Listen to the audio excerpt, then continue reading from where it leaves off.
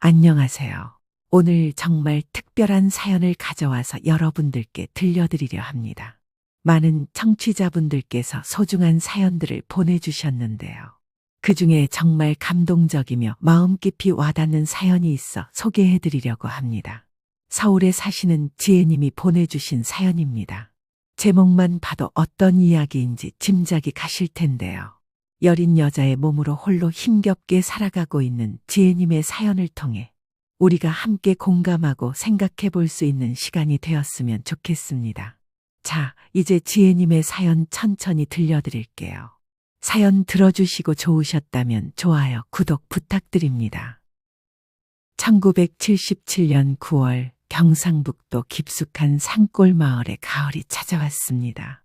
단풍잎이 떨어지는 소리마저 크게 들리는 조용한 마을이었습니다. 지혜는 초등학교에 막 입학한 7살 소녀였습니다. 작은 체구의 까만 머리를 단정하게 묶은 지혜는 아침마다 산길을 걸어 학교에 다녔습니다. 낡은 운동화가 자갈길을 밟을 때마다 바스락거리는 소리가 났습니다. 마을 사람들은 지혜를 보며 얌전하고 예쁘게 생겼다 고 말했습니다. 하지만 지혜의 눈빛은 또래 아이들과 달랐습니다. 어딘지 움츠러든 듯하고 조심스러웠습니다. 박씨 집은 마을에서도 가난한 축에 속했습니다. 슬레이트 지붕에 시멘트 벽돌로 지은 작은 집이었습니다. 마당에는 어머니가 기르는 닭 몇 마리와 텃밭이 전부였습니다. 집 뒤로는 개울이 흘렀고 앞으로는 좁은 농로가 이어져 있었습니다. 아버지 철수는 건설 현장을 전전하는 일용직 노동자였습니다. 키가 크고 어깨가 넓었지만 술 냄새가 항상 몸에 뵐 정도로 술을 좋아했습니다. 일주일에 사나흘은 현장에 나가고 나머지 날들은 마을 구멍가게에서 막걸리를 마셨습니다. 이 집에서 내가 왕이야. 철수의 목소리는 집 전체를 울렸습니다. 술에 취하면 더욱 거칠어졌습니다. 주먹이 식탁을 내리치는 소리에 지혜는 몸을 움츠렸습니다. 어머니 영희는 40이 갓 넘었지만 이미 허리가 굽어 보였습니다. 농사일과 집안일로 손이 거칠어진 그녀는 항상 낡은 앞치마를 두르고 있었습니다. 남편이 소리를 지르면 고개를 숙이고 아이들에게는 아버지 말씀 잘 들어야 한다 고 속삭였습니다. 오빠 박민수는 12살이었습니다. 지혜보다 5살 많은 그는 이미 어른스러운 체격을 갖추고 있었습니다. 키가 크고 어깨가 넓어서 마을 사람들은 장래가 촉망되는 아이라고 칭찬했습니다. 아버지의 일을 돕기도 하고 집안 농사일도 거들었습니다. 민수야, 내가 이 집안의 기둥이야. 아버지는 아들을 보며 흐뭇해했습니다. 반면 지혜를 볼 때는 표정이 달랐습니다. 계집애는 키워봤자 남의 집사람 되는 거야.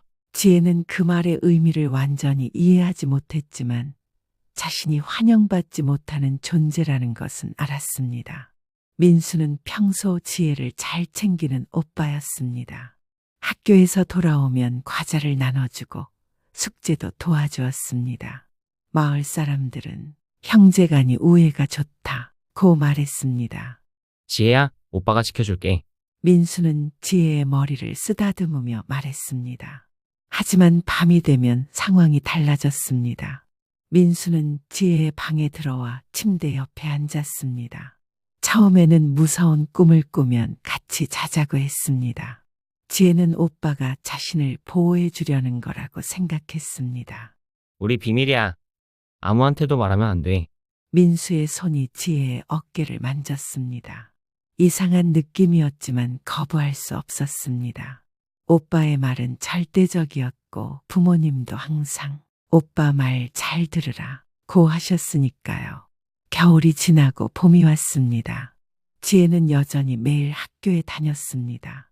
하지만 집에 돌아가는 시간이 두려워지기 시작했습니다. 특히 밤이 무서웠습니다. 어느 날 저녁, 지혜는 부엌에서 어머니를 도와 설거지를 하고 있었습니다. 영희는 딸의 얼굴을 유심히 바라봤습니다. 지혜야, 요즘 얼굴이 어둡구나. 어디 아픈 데라도 있니? 지혜는 고개를 저었습니다. 말하고 싶었지만 말할 수 없었습니다. 민수가 비밀이라고 했으니까요. 괜찮아요, 엄마. 그날 밤도 민수는 지혜의 방에 들어왔습니다. 이번에는 더 오래 머물렀습니다. 지혜는 이불을 머리까지 덮고 숨을 죽였습니다. 창밖으로 개울물 흐르는 소리가 들렸습니다. 지혜는 그 소리에 집중하려 했습니다. 다른 생각을 하지 않으려고요. 하지만 가슴 한구석에는 알 수 없는 불안감이 자라나고 있었습니다. 이것이 계속될 거라는 예감이 들었습니다. 아직 7살이었지만 지혜는 본능적으로 알고 있었습니다. 무언가 잘못되고 있다는 것을, 그리고 이것이 시작에 불과하다는 것을 말입니다. 산골 마을의 밤은 깊고 어두웠습니다. 지혜의 어린 마음에도 그림자가 드리워지고 있었습니다. 1980년 봄, 지혜가 10살이 되었을 때였습니다. 3년이라는 시간이 흐르는 동안 지혜는 많이 달라져 있었습니다. 예전처럼 밝게 웃지 않았고 말수도 적어졌습니다. 마을 사람들은 사춘기가 일찍 왔나 보다 고 생각했습니다. 학교에서 돌아오는 길, 지혜는 집으로 가는 발걸음이 무거웠습니다. 봄 햇살이 따뜻했지만 그녀의 마음은 추웠습니다. 민수의 행동은 점점 더 이상해지고 있었습니다. 처음에는 단순히 함께 자는 것이었지만 이제는 다른 일들도 하려고 했습니다. 지혜야, 우리는 특별한 사이야. 다른 오빠들과는 달라. 민수의 말을 들을 때마다 지혜는 가슴이 답답했습니다. 뭔가 잘못되었다는 느낌이 강해졌지만 누구에게 말해야 할지 몰랐습니다. 어느 날 학교 복원 시간에 선생님이 몸에 대한 이야기를 했습니다. 간단한 내용이었지만 지혜에게는 충격적이었습니다. 자신이 겪고 있는 일들이 정상적이지 않다는 것을 깨달았습니다. 선생님, 질문이 있어요. 지혜는 떨리는 목소리로 손을 들었습니다. 하지만 막상 입을 열려니 말이 나오지 않았습니다. 어떻게 표현해야 할지 몰랐습니다. 그래, 지혜야. 뭐가 궁금하니? 아무것도 아니에요. 결국 지혜는 고개를 저었습니다. 교실에는 다른 친구들도 있었고 이런 이야기를 할 수는 없었습니다. 집에 돌아온 지혜는 어머니와 둘만 있을 때를 기다렸습니다. 영희는 부엌에서 저녁 준비를 하고 있었습니다. 엄마, 할 말이 있어요. 지혜는 조심스럽게 다가갔습니다. 영희는 물을 썰면서 대답했습니다. 그래, 뭔데? 민수 오빠가 이상한 짓을 해요. 영희의 손이 멈췄습니다. 칼을 내려놓고 지혜를 돌아봤습니다. 이상한 짓이라니? 무슨 소리야? 밤에 제 방에 와서 이상한 걸 해요. 지혜는 더 구체적으로 말할 용기가 없었습니다. 영희는 잠시 생각하더니 지혜의 어깨를 두드렸습니다. 지혜야, 오빠는 널 아끼는 거야. 남매끼리는 원래 그런 거지. 이상한 생각 하지 마라. 하지만 엄마, 됐어. 그런 소리 하는 게 아니야. 오빠가 널 챙겨주는데 고마워해야지. 영희는 화난 듯이 말했습니다. 지혜는 더 이상 말할 수 없었습니다. 며칠 후 지혜는 담임 선생님에게 용기를 내어 물어봤습니다. 선생님, 만약에 가족이 이상한 짓을 하면 어떻게 해야 해요? 김 선생님은 채점하던 시험지에서 고개를 들었습니다. 이상한 짓이라니? 무슨 뜻이지? 그냥 만약에요. 지혜야, 가족은 서로 사랑하는 사이야. 가끔 오해가 있을 수 있지만 그래도 가족이니까 이해하고 넘어가야 해. 선생님의 답변도 도움이 되지 않았습니다. 1980년대 시골에서는 가정 내 문제를 밖으로 드러내는 것 자체가 금기였습니다. 마을 보건소에도 한번 가봤습니다. 간호사 선생님이 친절해 보였기 때문입니다.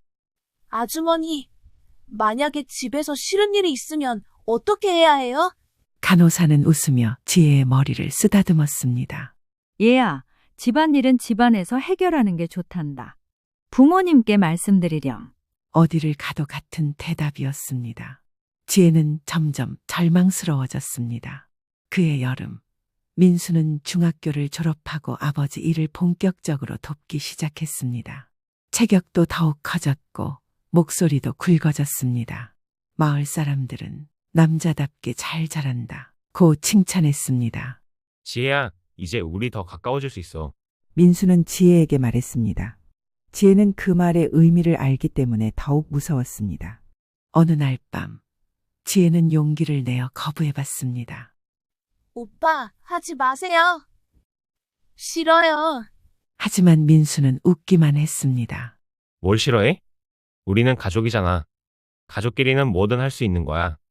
그래도 이상해요. 이상한 게 아니야. 다른 집도 다 이래. 민수는 거짓말을 했습니다. 하지만 세상 물정을 모르는 지혜는 그것이 거짓말인지 확실하지 않았습니다. 가을이 깊어갈 무렵 지혜는 완전히 고립되었다고 느꼈습니다. 도움을 청할 곳이 없었습니다. 부모님은 민수의 편이었고 선생님이나 어른들도 이해해주지 않았습니다. 지혜는 일기장에 자신의 심정을 적기 시작했습니다. 오늘도 오빠가 왔어요. 정말 싫어요. 하지만 누구도 믿어주지 않아요. 짧은 글이었지만 지혜에게는 유일한 위안이었습니다. 어느 날 저녁, 온 가족이 저녁을 먹고 있을 때였습니다. 아버지가 민수를 바라보며 흐뭇하게 웃었습니다. 민수야, 넌 정말 기특하다. 일도 잘하고 동생도 잘 챙기고. 당연하죠, 아버지. 지혜는 제가 지켜야 할 소중한 동생이에요. 민수의 말을 들으며 지혜는 젓가락을 쥔 손이 떨렸습니다. 그 지킨다는 말이 얼마나 왜곡된 의미인지 아무도 모르고 있었습니다. 그날 밤 지혜는 결심했습니다. 이제 더 이상 가만히 있을 수 없다는 것을, 어떻게든 이 상황을 바꿔야 한다는 것을. 아직 구체적인 방법은 모르지만 포기하지는 않겠다고 마음먹었습니다. 창밖으로 가을바람이 불어왔습니다.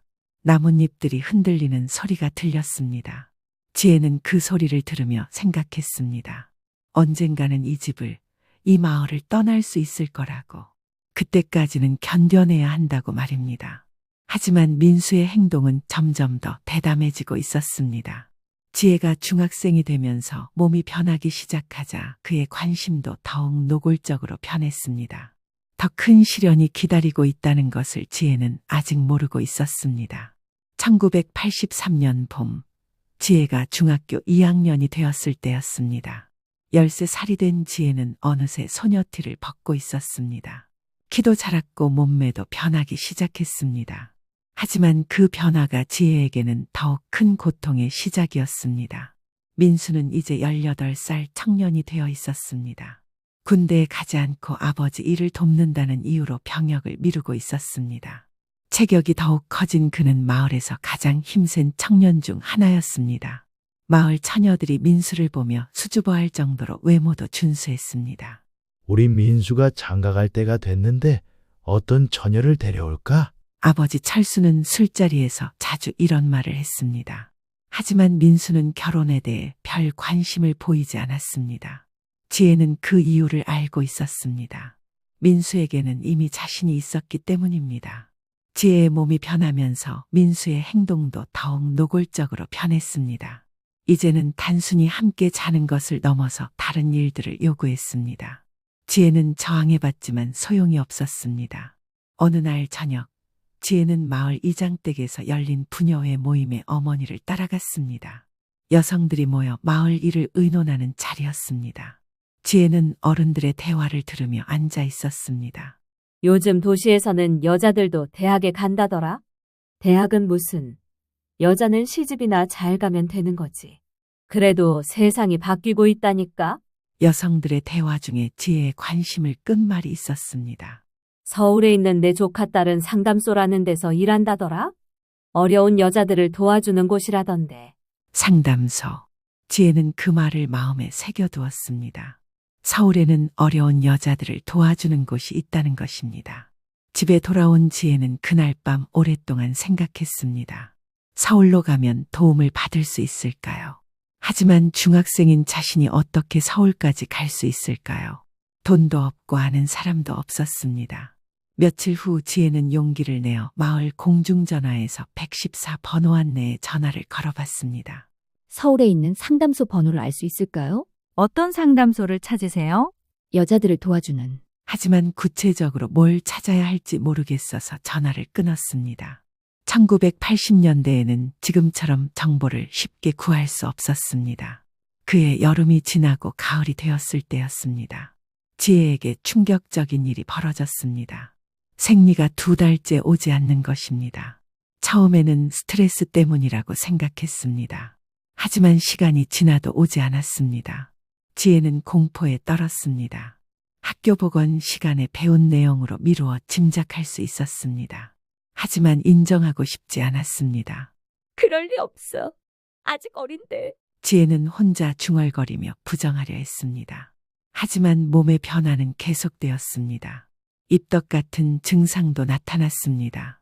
겨울이 되어서야 지혜는 현실을 받아들일 수밖에 없었습니다. 배가 조금씩 부르기 시작한 것입니다. 큰 옷을 입어서 가렸지만 자신은 알 수 있었습니다. 지혜는 절망에 빠졌습니다. 14살의 임신이라니. 이런 일이 자신에게 일어날 줄은 꿈에도 생각하지 못했습니다.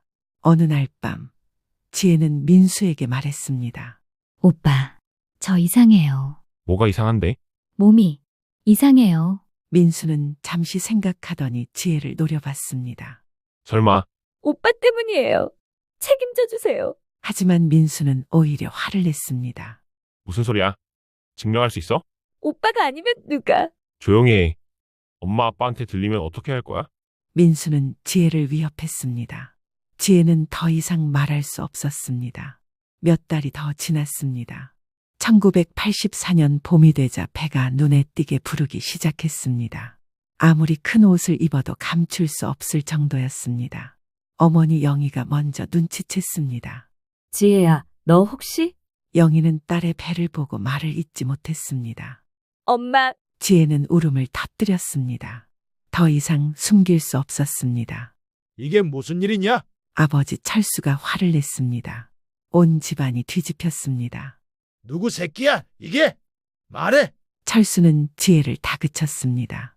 지혜는 떨면서 민수를 바라봤습니다. 진실을 말해야 할까요? 그때 민수가 나섰습니다. 아버지, 제가 봤는데 지혜가 마을 김철이랑 자주 어울리더라고요. 김철이는 마을에서 말썽꾸러기로 유명한 소년이었습니다. 지혜보다 2살 많은 그는 가끔 다른 마을 아이들과 싸움을 벌이기도 했습니다. 그래? 그 자식이? 아버지는 민수의 말을 믿었습니다. 아들의 말을 의심할 이유가 없었습니다. 아니에요. 김철이 오빠가 아니에요. 지혜는 필사적으로 부인했습니다. 그럼 누구야? 말해! 하지만 지혜는 진실을 말할 수 없었습니다.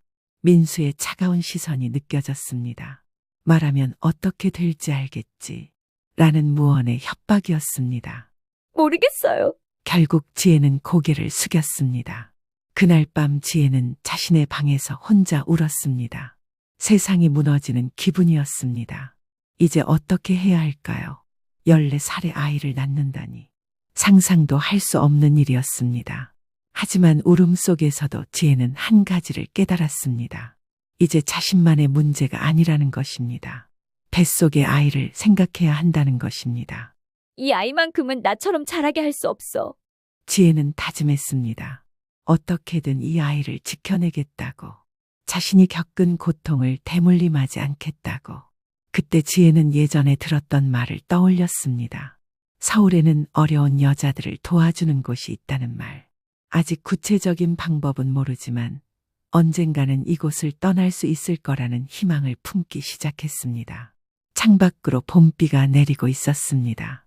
새싹들이 돋아나는 계절이었습니다. 지혜도 새로운 시작을 꿈꿔봤습니다.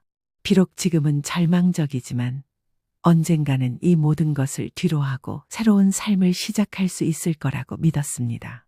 다음 날부터 마을 사람들의 시선이 달라졌습니다. 수근거리는 소리들이 들렸습니다. 지혜는 고개를 들고 다닐 수 없었습니다. 하지만 포기하지 않기로 했습니다. 뱃속의 아이를 위해서라도 살아남아야 했습니다. 민수는 여전히 집에서 떵떵거렸습니다. 아무 일도 없었다는 듯이. 지혜는 그런 오빠를 보며 분노했습니다. 하지만 그 분노를 힘으로 바꿔야 했습니다. 언젠가는 이 모든 것에서 벗어날 힘을 기르기 위해서 말입니다. 그해 여름, 지혜는 출산을 앞두고 있었습니다. 마을 산파 할머니가 준비를 도와주고 있었지만 지혜의 마음은 이미 다른 곳에 가 있었습니다. 이 아이와 함께 새로운 삶을 시작할 그곳을 향해서 말입니다. 1984년 9월 지혜는 극심한 산통을 견디며 아들을 낳았습니다. 마을 산파 할머니의 도움으로 16시간의 진통 끝에 태어난 아이는 건강했습니다. 작지만 또렷한 눈을 가진 사내아이였습니다. 우리 아가 준호야? 지혜는 아이를 품에 안으며 이름을 불러봤습니다.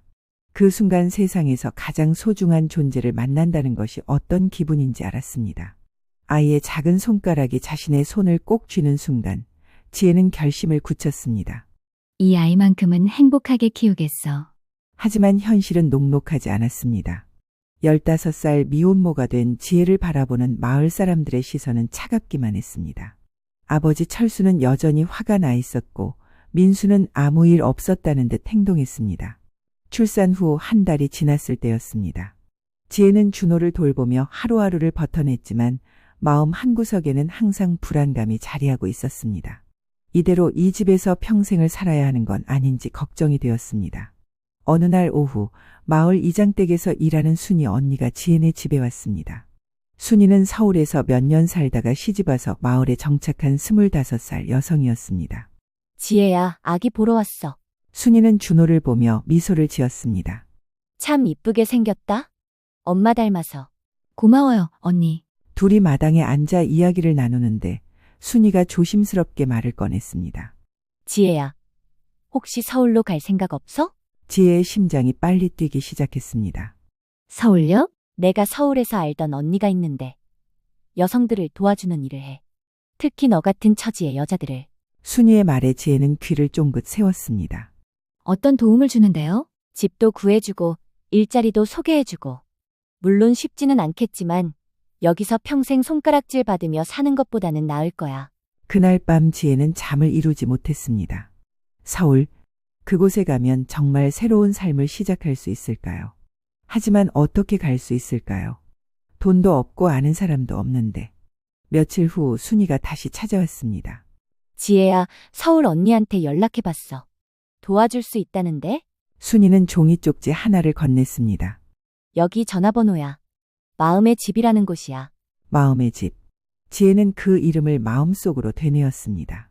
하지만 언니, 저는 돈이 없어요. 처음에는 도와준대. 대신 나중에 자립할 수 있도록 열심히 일해야 해. 지혜는 가슴이 뛰었습니다. 드디어 희망의 빛이 보이는 것 같았습니다. 하지만 문제가 있었습니다. 어떻게 집을 나갈 것인가 하는 것이었습니다. 아버지나 민수가 허락할 리 없었습니다.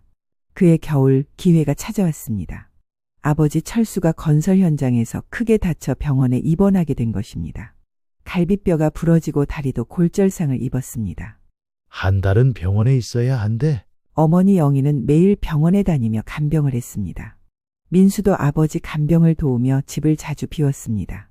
지혜에게는 절호의 기회였습니다. 어느 날 저녁 집에 혼자 있게 되었을 때 지혜는 마을 공중전화로 가서 서울에 전화를 걸었습니다. 여보세요. 마음의 집입니다.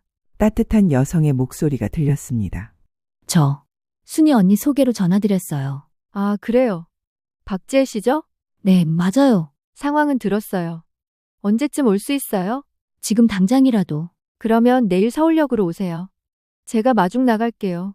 전화를 끊고 나서 지혜는 온몸이 떨렸습니다. 드디어 기회가 온 것입니다. 그날 밤 지혜는 짐을 쌌습니다. 준호의 옷가지와 기저귀, 자신의 옷 몇 벌이 전부였습니다. 가방 하나에 들어갈 정도의 소지품이었습니다. 새벽 4시 첫차 버스 시간에 맞춰 지혜는 집을 나섰습니다. 준호를 품에 안고 조용히 대문을 열었습니다. 다행히 아무도 깨지 않았습니다. 마을버스 정류장까지 가는 길이 이렇게 멀게 느껴진 적이 없었습니다. 혹시 누군가 쫓아오지는 않을까 하는 걱정에 계속 뒤를 돌아봤습니다. 버스에 올라 자리에 앉았을 때 지혜는 비로소 안도의 한숨을 쉬었습니다. 우리 서울 가자, 내 새끼 준호야. 준호는 지혜의 품에서 평화롭게 잠들어 있었습니다. 서울행 고속버스 안에서 지혜는 창밖 풍경을 바라봤습니다. 익숙한 산들이 점점 멀어지고 있었습니다. 그 산 너머로 자신이 떠나온 마을이 있을 것입니다. 지혜는 돌아보지 않기로 했습니다. 과거는 과거일 뿐입니다. 중요한 것은 앞으로 만들어갈 미래였습니다. 엄마 미안해요. 하지만 다른 방법이 없었어요. 어머니 영희에 대한 미안함이 컸지만 지혜는 자신의 선택이 옳다고 믿었습니다.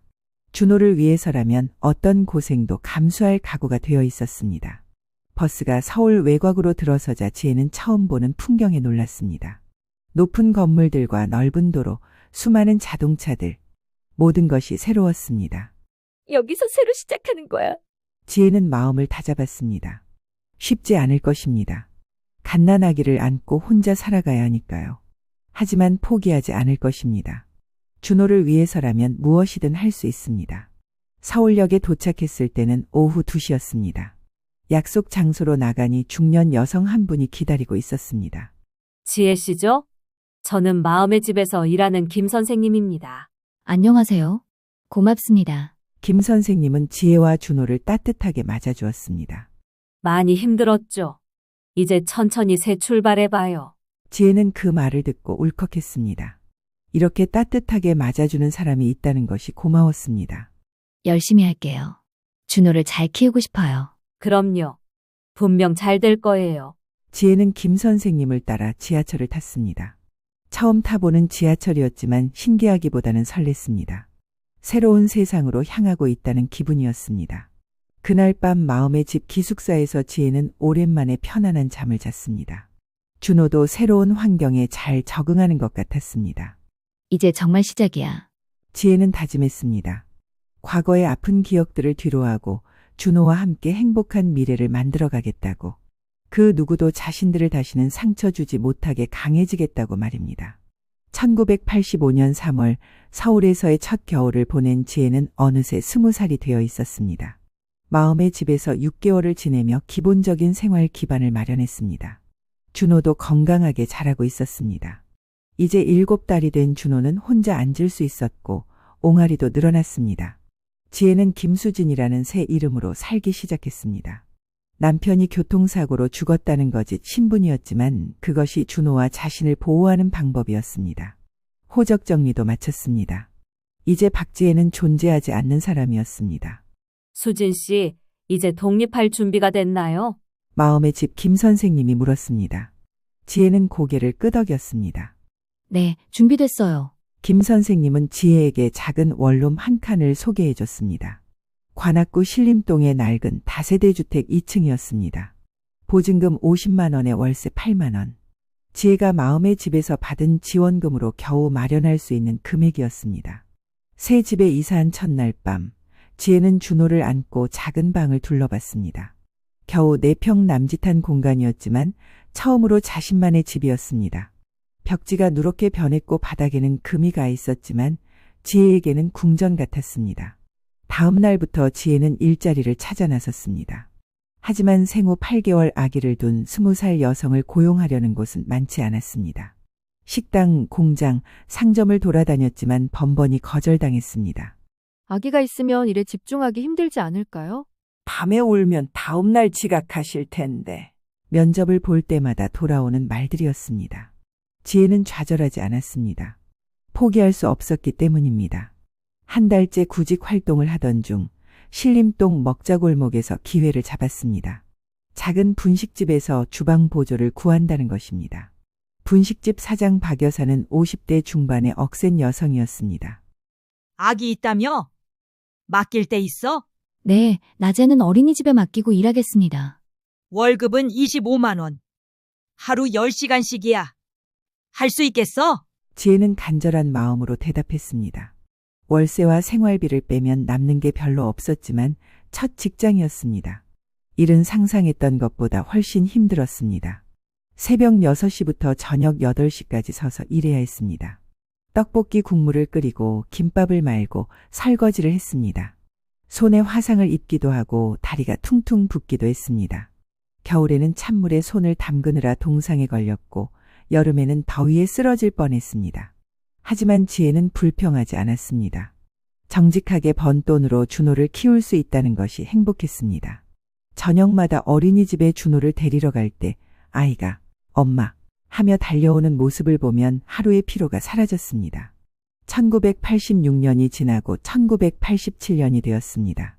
지혜는 분식집에서 성실하게 일했습니다. 박 여사도 지혜를 인정하게 되었습니다. 손님들도 지혜가 만든 김밥을 좋아했습니다. 수진아, 너 참 억척스럽다. 요즘 젊은 애들은 힘들다고 금방 그만두는데. 박 여사의 인정을 받으며 지혜는 조금씩 자신감을 회복했습니다. 2년 동안 한 푼이라도 아껴서 저축했습니다.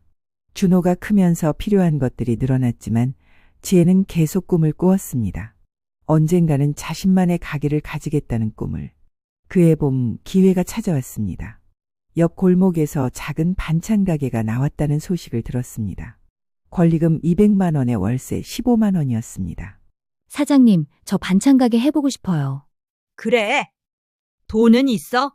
지혜는 2년 동안 모은 돈 300만 원을 가지고 있었습니다. 쌀 한 톨까지 아껴가며 모은 소중한 돈이었습니다. 박 여사는 지혜를 도와주었습니다. 반찬 만드는 법도 가르쳐주고 단골 손님들도 소개해 주었습니다. 지혜에게는 평생의 은인이었습니다. 1988년 4월 지혜는 수진이네 반찬 가게를 열었습니다. 작은 가게였지만 자신만의 사업이었습니다. 준호도 이제 4살이 되어 엄마의 일을 도우려고 했습니다. 처음에는 손님이 많지 않았습니다. 하루 매출이 2만 원도 안 되는 날이 많았습니다. 월세와 재료비를 빼면 남는 게 거의 없었습니다. 하지만 지혜는 포기하지 않았습니다. 새벽 4시에 일어나 반찬을 만들고 저녁까지 가게를 지켰습니다. 몇 달이 지나자 단골 손님들이 생겼습니다. 정성스럽게 만든 반찬의 맛을 알아주는 사람들이었습니다. 아침마다 출근길에 들르는 직장인, 저녁에 술안주를 사러 오는 아저씨, 반찬 솜씨가 없어 고민하던 새댁들이 지혜의 단골이 되었습니다. 수진 씨 반찬은 집에서 만든 맛이 나. 깔끔하고 맛있어. 손님들의 칭찬을 들을 때마다 지혜는 힘이 났습니다. 1990년이 되었습니다. 지혜는 이제 25살, 준호는 6살이 되었습니다. 반찬 가게도 안정적으로 자리를 잡았습니다. 매달 100만 원 이상의 수입이 생겼습니다. 신림동에서는 제법 잘 나가는 반찬 가게로 소문이 났습니다. 준호가 초등학교에 입학했습니다. 새 교복을 입은 준호를 보며 지혜는 감개무량했습니다. 산골 마을에서 태어난 아이가 서울에서 학교를 다니게 되다니. 5년 전에는 상상도 할 수 없는 일이었습니다. 준호야, 열심히 공부해서 큰 사람 되자. 네, 엄마. 준호 의사 될 거예요. 의사. 지혜는 준호의 꿈을 들으며 가슴이 벅찼습니다. 자신이 받지 못한 교육을 준호에게는 충분히 시켜주고 싶었습니다. 1992년부터 지혜는 더 큰 꿈을 꿨습니다. 반찬 가게를 확장해서 작은 식당을 차리는 것이었습니다. 준호의 교육비도 더 많이 필요했고 더 안정적인 수입원이 있어야 했습니다. 이웃상가 2칸을 합쳐서 수진이네 정성밥상을 열었습니다. 반찬 가게와 식당을 함께 운영하는 복합 매장이었습니다. 직원도 2명 고용했습니다. 지혜는 이제 작은 사업가가 되었습니다. 준호는 날마다 자랐습니다. 키도 훌쩍 자라고 공부도 잘했습니다. 친구들과 어울려 놀기도 하고 축구도 배웠습니다. 평범한 아이의 평범한 일상이었지만 지혜에게는 기적 같은 시간들이었습니다. 준호가 초등학교 4학년이 되었을 때였습니다. 어느 날 준호가 물었습니다. 엄마, 아빠는 어떤 사람이었어요? 지혜는 잠시 말을 잇지 못했습니다. 언젠가는 대답해야 할 질문이라는 것을 알고 있었습니다. 준호 아빠는 정말 좋은 사람이었어. 어떻게 좋았는데요? 남을 많이 도와주는 사람이었어. 준호처럼 착하고. 거짓말이었지만 지혜에게는 최선의 선택이었습니다. 준호가 자신의 출생에 대해 상처받지 않기를 바랐습니다.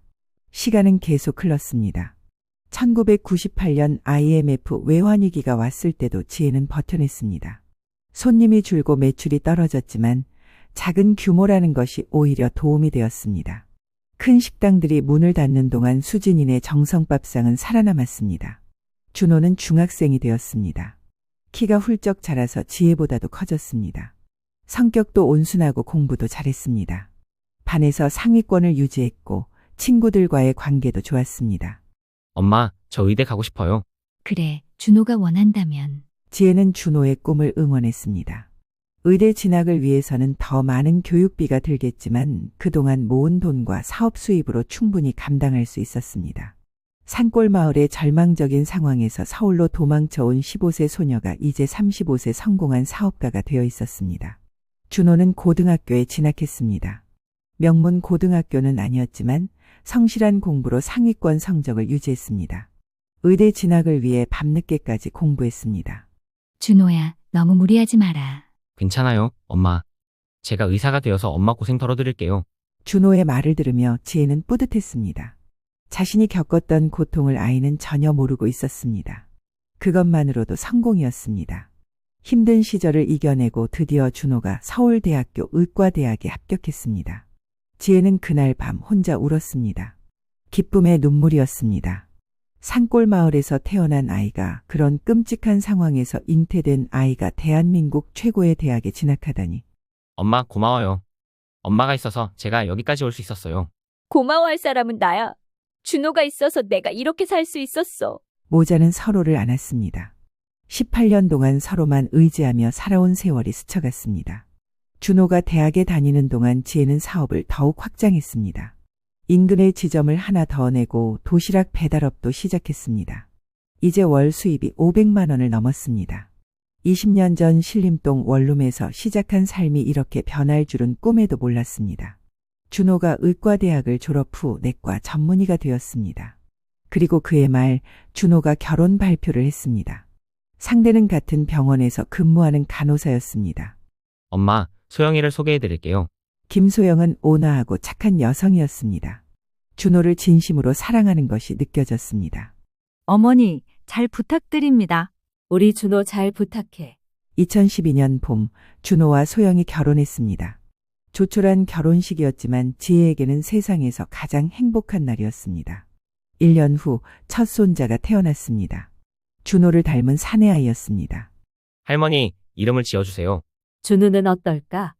준호에 준 자를 써서. 좋아요, 엄마. 준호를 안고 있으면서 지혜는 생각했습니다. 이 아이는 자신이나 준호와는 다른 삶을 살 것입니다. 사랑받으며 자라고 떳떳한 가문의 후손으로 살 것입니다. 그것으로 충분했습니다. 2015년 지혜는 50세가 되었습니다. 사업도 안정되었고 아들도 의사로 성공했고 손자도 건강하게 자라고 있었습니다. 모든 것이 완벽했습니다. 어느 날 준호가 물었습니다. 엄마, 이제 고향에 한번 가보시는 게 어때요? 지혜는 고개를 저었습니다. 거긴 이미 존재하지 않는 곳이야. 하지만 엄마의 뿌리가 있는 곳인데. 내 뿌리는 여기야. 너와 준우가 있는 이곳이. 지혜는 단호했습니다. 과거로 돌아갈 이유가 없었습니다. 2020년 코로나19가 전 세계를 강타했습니다. 식당 업계도 큰 타격을 받았습니다. 하지만 지혜는 이미 충분한 자산을 쌓아놓았기 때문에 큰 어려움 없이 버텨냈습니다. 준호는 이제 병원 과장이 되었고 준우는 초등학교 2학년이 되었습니다. 지혜는 손자와 함께 시간을 보내는 것을 좋아했습니다. 할머니는 어렸을 때 뭐 했어요?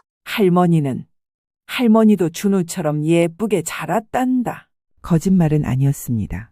그 모든 고통 속에서도 지혜는 자랐고 살아남았고 승리했습니다. 머리에 흰머리가 섞였지만 여전히 건강합니다. 사업은 아들에게 물려주고 이제는 진정한 할머니 역할에 충실하고 있습니다. 때로는 악몽을 꿉니다. 그 산골 마을의 기억이 되살아나기도 합니다. 하지만 악몽에서 깨면 현실이 기다리고 있습니다. 사랑하는 가족들이 평온한 일상이 노력으로 일궈낸 삶이 기다리고 있습니다. 어느 날 준우가 물었습니다. 할머니는 행복해요? 지혜는 미소를 지었습니다. 그럼 할머니는 아주 행복해. 그 말은 진심이었습니다. 모든 고통을 겪을 가치가 있었습니다. 지금 이 순간이 있기 때문에 창밖으로 서울의 풍경이 보입니다. 40년 전 무작정 올라온 이 도시에서 지혜는 새로운 인생을 만들어냈습니다. 박지혜는 죽었고 김수진이 살아남았습니다. 그리고 김수진은 행복합니다. 밤이 깊어갑니다. 지혜는 일기장을 펼쳐들고 오늘도 한 줄을 적습니다. 오늘도 감사한 하루였다. 내일도 이 행복이 계속되기를.